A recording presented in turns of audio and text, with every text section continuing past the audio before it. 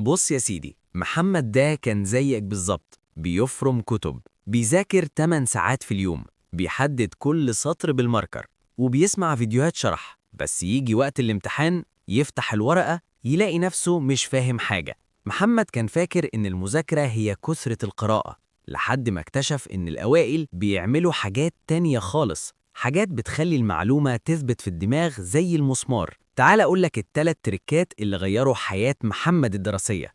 الخطوة الأولى: بلاش تقرأ، امتحن نفسك. أكبر غلطة بنقع فيها كلنا هي وهم المعرفة، إنك تقرأ الصفحة فتفتكر إنك حفظتها عشان هي بقت مألوفة قدام عينك. ده أكبر فخ. الأوائل شغالين بنظام اسمه الاسترجاع النشط. يعني إيه؟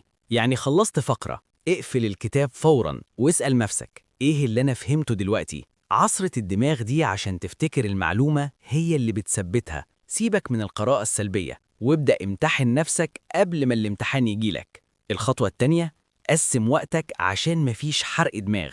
محمد كان فاكر إنه لما يذاكر 6 ساعات وان شوت يبقى بطل. الحقيقة إن عقلك له طاقة استيعاب معينة وبعدها بيفصل. الأوائل اللي بيذاكروا على فترات 40 دقيقة تركيز فول باور، وبعدهم 5 أو 10 دقايق راحة حقيقية بعيد عن الموبايل. في وقت الراحة ده عقلك بيعمل سيف للمعلومات اللي ذاكرتها. فلا تكن كمن يملأ الدلو بماء متدفق، بل كن كمن يسقي الزرع بانتظام.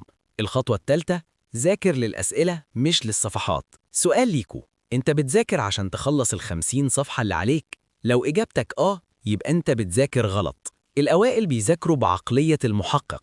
قبل ما يفتح الكتاب بيبص على الأسئلة اللي ورا الفصل أو في الامتحانات السنين اللي فاتت. هو بيدور على إجابة، مش بيحفظ كلام. عقلك لما بيبقى عارف إنه بيدور على إجابة لسؤال معين تركيزه بيعلى 100 مرة. ذاكر عشان تحل أسئلة مش عشان تخلص صفحات.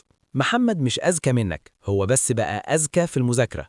جرب تطبق التلاتة دول من النهاردة وهتدعيلي. دلوقتي يقولي في الكومنتات: إيه أكتر عادة غلط كنت بتعملها وإنت بتذاكر؟ أشوفكم الفيديو الجاي وذاكروا بذكاء.